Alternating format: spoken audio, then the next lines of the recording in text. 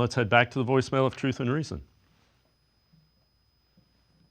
So I've been watching the Browns for several years now. Like last season, the Browns had a lot of quarterback issues and some offensive line issues as well. But they managed to get through it, and they managed to win with 5 quarterbacks. So what's the common denominator this year that they didn't have last year? And I think it's the offensive coordinator. The offensive coordinator has got to go. As always, appreciate all the voicemails. Jake, I don't know. Something needs to change. The offense doesn't. Normally, I can tell what they're trying to do. This looks like some mad scientist's Frankenstein version of an offense, and I can't argue that it's not working. I don't know if you need to let Dorsey call the plays, Ken Dorsey call the plays, or do you try to go back to what Kevin Stefanski does better?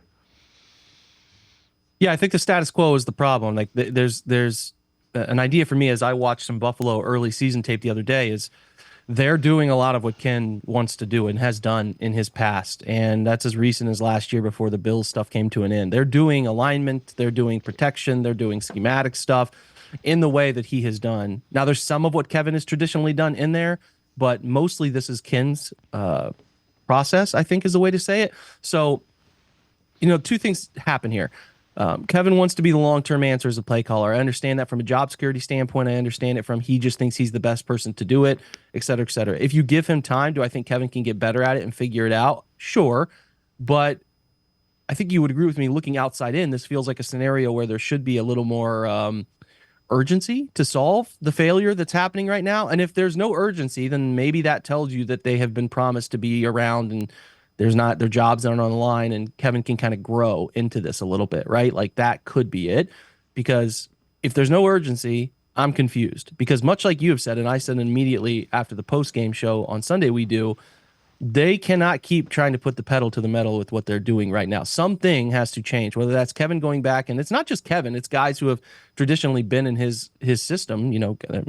Most of these guys have been doing what Kevin has asked them to do for years. Not all of them, but most of them.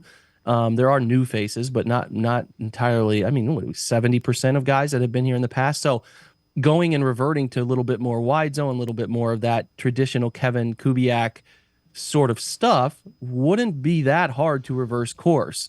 And that's a place Kevin's more comfortable. If that's not what they want to do and they want to continue to go down this road they're traveling, I think having Ken call plays is better for Kevin's outlook as it is, because if Ken is more comfortable doing it, if they have adopted a large portion of what he wants to do, let him do it. Let him try it. Let's see if that is the missing element of this whole operation. And maybe more of that is going on behind the scenes than we know. Maybe it's a bunch of Ken is feeding plays to Kevin, who passes them off to Deshaun. Like that could be the case. You never want to assume that something like that isn't happening. It's from all I understand with Dorsey on the sideline, he's pretty actively involved in what they're doing. So I don't think that's a bad idea at all. And if I were Kevin, and again, I just don't know what the fabric of like what his job security is. If I was trying to do some self-preservation, I would put the onus on Ken to be the guy who's doing it good, bad, or ugly, so that you are less inclined to be the fall guy in that scenario. I just think from like, is this the right thing to do for the offense? If it's leaning heavily into what Ken has done, I don't really see why you wouldn't give him an opportunity based on we're really struggling. Why don't you take the leadership role on this on game days?